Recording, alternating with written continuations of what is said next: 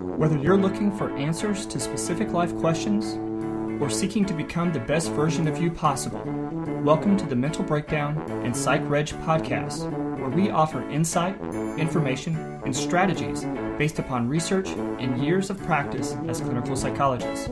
So sit back, have a listen, and get connected with our hosts, Dr. Berney Wilkinson and Dr. Richard Marshall. Welcome back. Richard, we're going to talk about temper tantrums today. Good. I'm always excited to hear how you respond when I do that little, today we're going to talk about whatever, and then I'm never sure exactly how you'll respond. But I did it. We were out last night. No, we weren't out last night. Let me rephrase it. Dr. Berney He won't go out with me. Dr. Berney had a talk at a school on social media, and I had a talk about teenagers, young teenagers at a school. At a different school. So we were out talking about these things last night. We were on opposite ends of the county, just about. I was on another county. Oh. I had to go to Hillsborough County. Oh, wow. Yeah, so it was like I had to drive over there. Oh. But it's a good group. We talked about temper tantrums a little last night because by age 5, one of the things we want to accomplish by the time our children begin kindergarten is you have to put an end to temper. There should be no more temper tantrums. Right. Okay. So by age 4 or 5, children should not be having temper tantrums anymore. Yeah. Okay. They're normal. Most kids have them. Right. Okay. But and we know how to deal with them. Right. Yeah. So this article is from WebMD, and it's entitled "Tantrum Red Flags." And so it's just, how do you know if your kids' temper tantrums are getting into the problematic range? This is a question that most parents eventually ask, is how do I know when it's more than just a temper tantrum? Right. And it's a very good question to ask because there are some serious implications if temper tantrums continue after I would say about age 3 or maybe 4. Yeah. But if they continue and if they worsen, if they become more intense, then I think parents need to have some concern. So a quick, something to keep in mind. 2 things. 1, temper tantrums are normal, especially around the age of 2 or so. It's normal for the kids to say no. It's normal for them to stomp their feet and cry and do those kind of things. And 2, we're differentiating here between the child issues and parent issues. There are things that parents can do that would sustain a temper tantrum beyond the age of 3 or 4. Exactly. That doesn't necessarily mean there's a problem with the kid. It means there's a problem with the parent. And so that's a different issue. That's not what we're talking about in this podcast, right? Right. Because children at the age of 2 or 3 or even 4, they have a limited ability to get their needs met. Right. I mean, they don't use language well yet. I mean, they can talk, obviously, but they can't make a logical, cogent, coherent argument, so they're not going to talk their way. Right. So they have this limited range of abilities. So they use what's available. Right. And a temper tantrum becomes a useful way to get their needs met. If you don't understand, particularly with children who have articulation disorders, and you don't understand them, or they're with a babysitter or family member who doesn't understand them, finally the child gets frustrated and throws herself on the floor and begins to flip because she's trying to get her needs met. Right. Okay. Yeah. So it's a normal part of growing up. Right. But by age 5, we should see that disappear. Yeah, absolutely. So taking those sort of caveats and keeping them in mind, some things to note. Right. One of the things that suggests that it may be a little bit more of a problem is if your child's hurting him or herself. That's right. Biting him or herself, scratching himself, headbanging, those kind of things. That could be a little bit of a problem.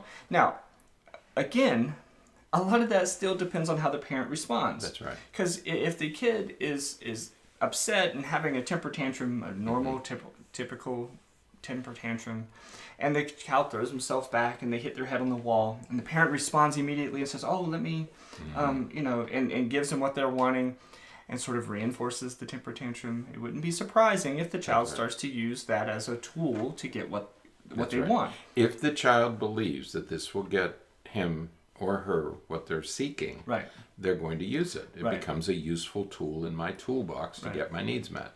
we always say to parents, oh, just ignore a temper tantrum. We say it almost in a nonchalant way. Right.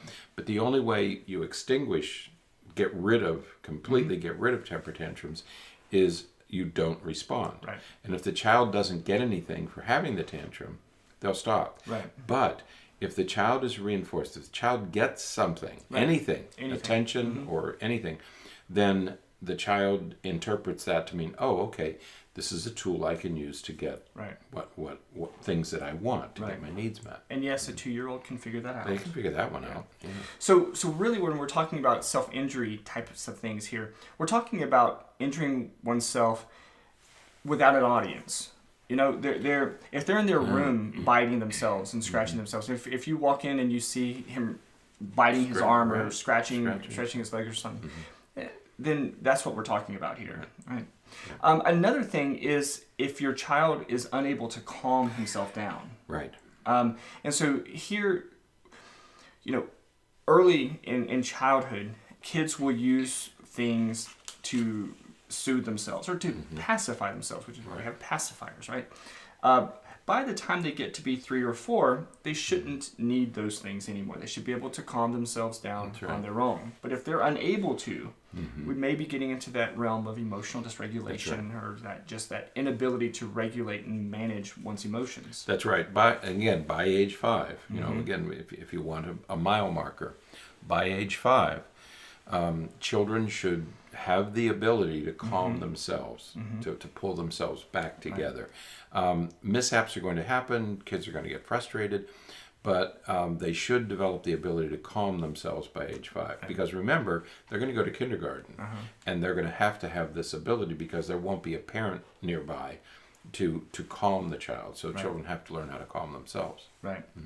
Another thing that is a sign is the frequency of the temper tantrums. Now, it mentions here in the article, 10 to 20 outbursts per month. Well, that's not even one a day. So what you really want to be thinking about is if it's happening several times throughout a single day, about a variety of different issues, even things that you're thinking, I don't even know why we're having a tantrum over this thing. That's right. That may be a sign. Yeah, if they're having 2 or 3, I would say if a child's having around 4 or 5 a day, that's too numerous. Right. Or if they're having 20 or more a month, that's too numerous. There shouldn't be. Now, again, we're talking about kids who are a little bit older, like 4, 5, 6. 2-year-olds would have them. 2-year-olds could. Yeah. But it's easy to extinguish in a 2-year-old. Right. Okay. Because if a 2-year-old is having them and you ignore them, they're probably going to go. Right. They will probably go away. If they don't go away, then you have to contact somebody. But by the age of 4 or 5, more than 4 or 5 per day and more than 20 per month is probably too numerous. Right. Okay. And the last cue or last clue, symptom, behavior that we would want to look at is the duration of the tantrum. Right. And so if we're talking about very long outbursts, usually more than 25 minutes or so. Right. And this is when the parent is doing what the parent should be doing, which is not giving into it, not fueling it. If it lasts for more than about 25 minutes, we're talking about maybe a more significant problem. Because again, that speaks to the child can't get these emotions. They can't pull themselves back together. Yeah, it relates to not the inability to calm. Right. And this thing just takes on a life of its own, and they just cannot pull themselves back together. That's probably cause for concern. Right. Now, when we think about why there may be concerns, why, what could be causing these other problems if these aren't typical temper tantrums, what could be, there's a slew of things. I mean, there's a lot of different things it could be. It could, they mention here ADHD, anxiety, learning disabilities, that's right. Sensory issues, autism, but we could even keep going and talk about depression. There's research that documents depressive-like symptoms even in infants. So to think that a 3 or 4 or 5-year-old can't be depressed would be a little bit not giving the child credit for a little bit more sophisticated emotional system that they have. So highly anxious children. Right. There are children who are just anxious. They're slow to warm. They're frightened by things, easily frightened. The kids who were approaching Halloween. Right. There are kids who can't handle Halloween or loud noises. So highly anxious children tend to have more tantrums because they can't regulate their emotions. Right, absolutely. So there's lots of reasons it could be happening. So if you have any of these warning signs, definitely seek the support of your pediatrician or of another professional who can kind of dig in there a little bit and try to help you figure it out. Right. So, and let's talk a little bit about if they continue, then we start to move towards some of the DSM-5 diagnoses. Yeah. And here you and I are very, very cautious because Right. one of the first diagnoses that's made is oppositional defiant disorder. And you and I have talked a little about this. I hate that diagnosis. Wait, I do too. It doesn't tell us anything. It doesn't tell us anything. It doesn't guide interventions. What are you going to do? You can't medicate oppositional defiant disorder. And it's a troublesome diagnosis. And it's a diagnosis primed for punishment. Right. The only reason that you would make a diagnosis of oppositional defiant disorder is because you're saying you want to find ways to punish the child. As soon as you conclude that a child is misbehaving on purpose, is being defiant, is defying you, is disobeying you, is oppositional on purpose, you invite punishment. You automatically move toward punishment. Right. And that's the first thing I don't like about this diagnosis. The second thing I don't like about it is that professionals will make the diagnosis and parents think, okay, now I know what I'm dealing with. Right. And you don't know what you're dealing with. There's a whole world behind this diagnosis that you need to understand. It doesn't clarify anything. Right. Okay. It's like diagnosing a cough. Right. Oh, he has a cough. Oh, that settles everything. I don't know what a cough is. Right. 6 children with coughs. Yeah. So. Or my child has a fever. Okay, great. My child has a fever, so now I know. No, you don't know what to do because your child might have an ear infection, or she might have meningitis. Right. And so the fever just is a symptom. Right. Find out what is causing it. Which is the great word, because these tantrums, these outbursts, are a symptom of something. Right. It's not a symptom of oppositional defiant disorder. Even if you look at the diagnostic criteria of oppositional defiant disorder or the definition of conduct disorder, there's not a temper tantrum listed. That's right. So let's resist that urge to follow that. And be careful fruitless path. If somebody's making that diagnosis, there are many other discussions that need to occur after that diagnosis is made. Sometimes I want to say it's a lazy diagnosis. Is that mean to say? Well, it just doesn't do anything. Yeah. I mean, we already know the child's oppositional. Okay. Right. But, and then if the child becomes a rule breaker, if the child who's oppositional becomes a rule breaker, begins to break rules at school, rules at home, or later on when they become a teenager, if they begin to break the law, then oppositional defiant disorder changes to conduct disorder. Right. Okay, it's a very different kind of a problem. Yeah. Okay. One that how do you deal with that from a psychological perspective? Right. Still doesn't really tell us a whole lot. It's more of a social diagnosis than it is anything else. It's a social diagnosis.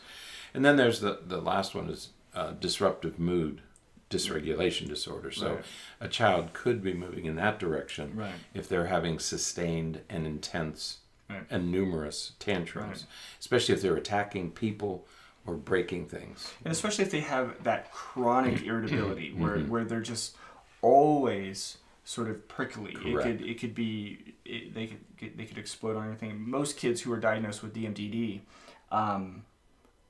would rarely be described as happy. Right. They're not described as happy kids. They're not described as pleasant kids. So if your kid is a happy kid, he or she just has these outbursts multiple times a day, it's probably not DMDD. But if they're irritable and cranky and easily agitated and just always looking for that, that diagnosis could be a possibility. But there's still some other things it could be too. Again, we mentioned autism and ADHD and some of that stuff. So it's a diagnostic workup, We and do. ODD doesn't get you very much. So No. Okay. Yeah. So all right. So check out the article there. It again is from WebMD. So we put a link in the show notes so you can follow it there. All right. Until next time, stay happy, stay healthy, and forget to be afraid.